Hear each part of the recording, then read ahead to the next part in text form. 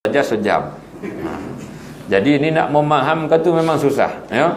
Tetapi sekadar kita membuka jalan sahaja. Sekadar kita menyebutkan apakah dia perbincangan tentang ahli sunnah wal jamaah. Yang pertama perbincangannya adalah isu ketuhanan.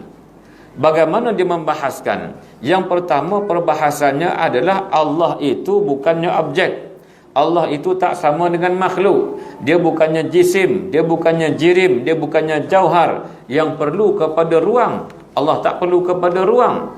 Kerana sebelum Allah menciptakan alam, ruang tidak ada. Kerana ruang itu makhluk. Jadi kalau kita kata Allah perlu kepada ruang, artinya ruang itu juga kidam sebagaimana kidamnya Allah Subhanahu wa taala. Artinya ruang itu tidak ada awal wujudnya, bagaimana Allah juga tidak ada awal wujudnya. Kerana Allah perlu kepada ruang. Jadi Tuhan kita dua. Pertama Allah, yang kedua ruang. Jadi ruang itu ciptaan Allah Subhanahu wa taala, jauhar yang tidak perlu kepada ruang, kerana ruang itu makhluk Allah. Maka Allah tak perlu kepada makhluk dia. Yang kedua, dalam perbincangan ketuhanan ini membincangkan tentang sifat Allah Subhanahu wa taala. Dan sifat Allah taala ini sebenarnya tak susah langsung, tuan-tuan. 20 sifat ni, adakah Tuhan bersifat dengan 20 sifat? Tidak. Allah itu bersifat dengan segala sifat kesempurnaan. Bukalah Quran tu. Banyak sifat kesempurnaan Allah Subhanahu wa taala. Cuma ulama menghadkan sekadar 20 sifat ini untuk makrifat mengenal Allah. Tak payah banyak-banyak, tuan-tuan. 20 sahaja sudah memadai. Padahal kalau mengaji 20 sifat ni, seminit tak sampai, tuan. Kan? Allah tu ada. Siapa nak nafikan, tuan-tuan? Nah, Syiah pun kata Allah Ta'ala tu ada. Wahabi pun kata Allah Ta'ala tu ada. Ahli sunnah juga mengatakan ada. Cuma ahli sunnah mengatakan ada itu dikatakan dengan sifat wujud. Tak ada siapa boleh tolak, tuan-tuan.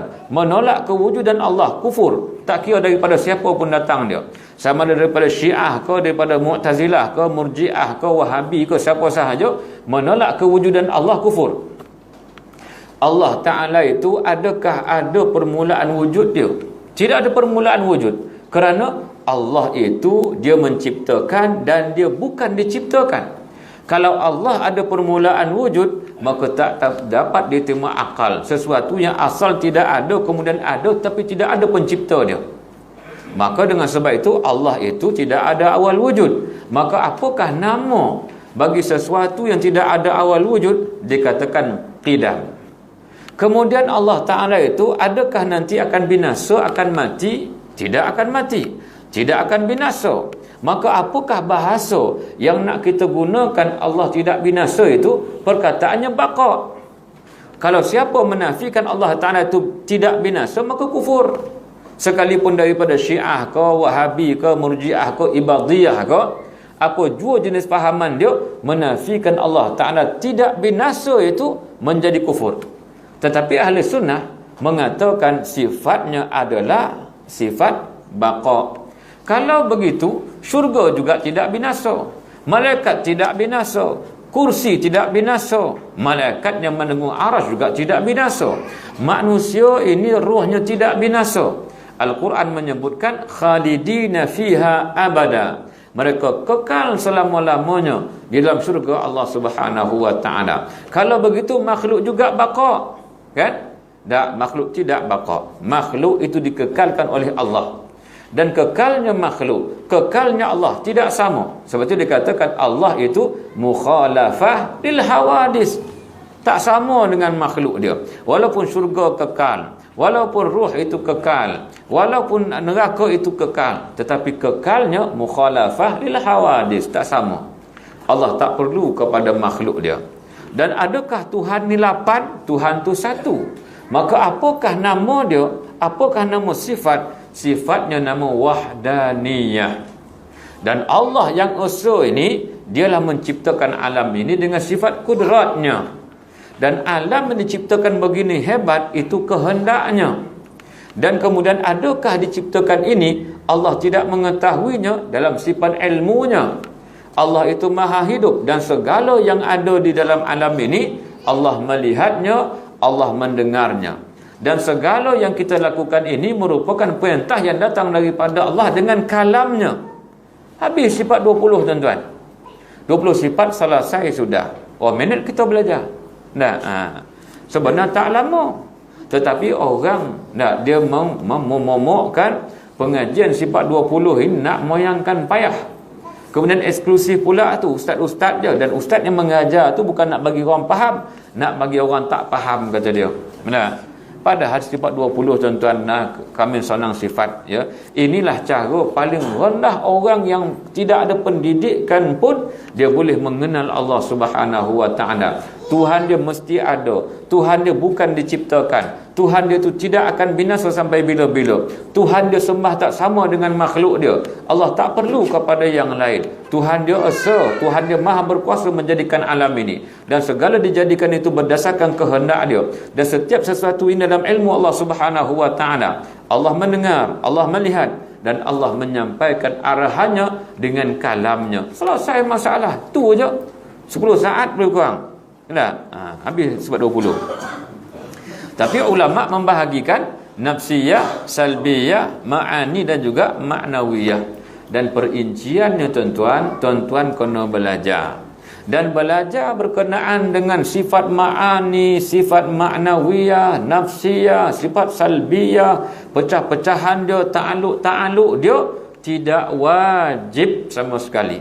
Itu sekadar fardu kifayah.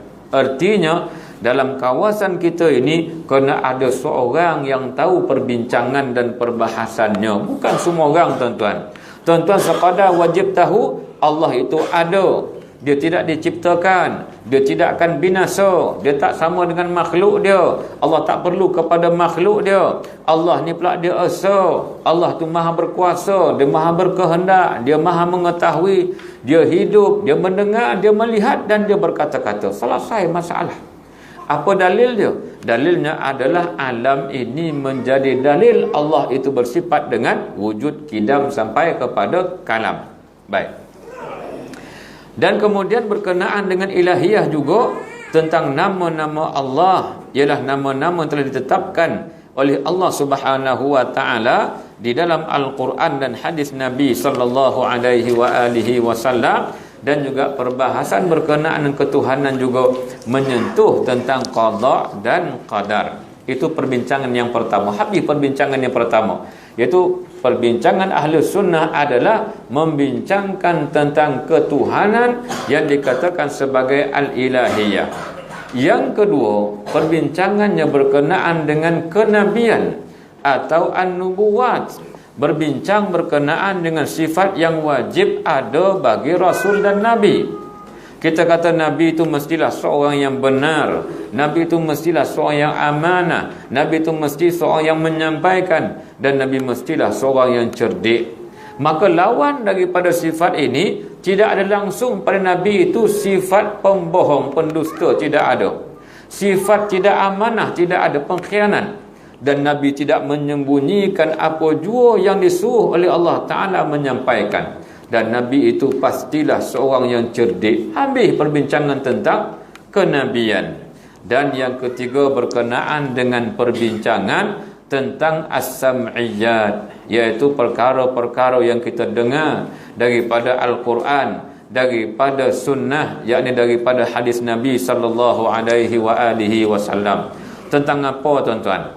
Tentang alam barzakh, tentang malaikat, kita tidak melihat malaikat, tentang hari kiamat, tentang azab kubur, tentang kebangkitan selepas daripada mati, syurga, neraka. Maka kesemuanya ini dikatakan perbincangan berkenaan dengan perkara-perkara as-sam'iyyat, iaitu yang kita dengar daripada lidah para ulama, yang sambung menyambung sehingga sampai kepada baginda Nabi Muhammad sallallahu alaihi wasallam. Maka itulah sahaja perbincangan tentang ahli sunnah wal jamaah. Ringkasnya tuan-tuan, yang kita bincangkan daripada awal tadi, ahli sunnah itu dua. Pertama salaf, yang kedua khalaf. Salaf merujuk kepada 300 tahun yang pertama. Selepas daripada 300 tahun sehinggalah zaman kita pada hari ini dikatakan khalaf, maka isi kandungan metodologi yang disampaikan oleh golongan khalaf dia terpecah kepada 3. Yang pertama, isu ketuhanan, berbincang tentang zat Allah Ta'ala yang tak sama dengan makhluk dia, tentang sifat Allah Ta'ala, tentang nama-nama Allah, tentang qada dan qadar. Kemudian satu lagi perbincangan tentang an-nubuwah. Yang kedua, tentang kenabian, membincangkan sifat yang wajib bagi Nabi, sifat yang mustahil yang tidak ada pada para Nabi, dan juga sifat harus yang ada pada segala Nabi. Maka selesai perbincangan itu dikatakan perbincangan tentang an-nubuwat. Dan yang ketiga, perbincangan tentang as-sam'iyat, tentang perkara-perkara gaib yang mana kita tidak tahu dan kita tidak lihat, tetapi kita mendengar dan kita mendapatkannya daripada lidah para ulama yang sambung menyambung sehingga kepada baginda Nabi Muhammad sallallahu alaihi wasallam. Itu sahaja perbincangan berkenaan dengan ahli sunnah wal jamaah. Selesai tuan-tuan. Ya, setengah jam ya. Kita bincang tentang ahli sunnah wal jamaah. Baik. Jadi artinya fahaman yang lain daripada ini, fahaman yang lain daripada ini, fahaman yang keluar daripada ahli sunnah wal jamaah, bukan ahli sunnah wal jamaah.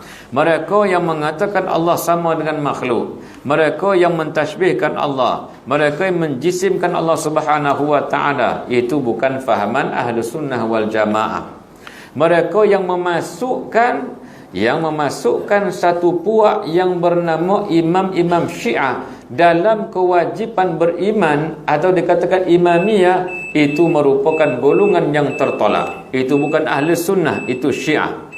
Jadi tuan-tuan, artinya di sini adalah ini sahaja ruang lingkup perbincangan ahli sunnah wal jamaah dengan cara khalaf, iaitu dengan jalan khalaf. Mereka yang datang 300 tahun selepas daripada hijrah Nabi sallallahu alaihi wasallam. Baik. Kemudian kita tengok pecahan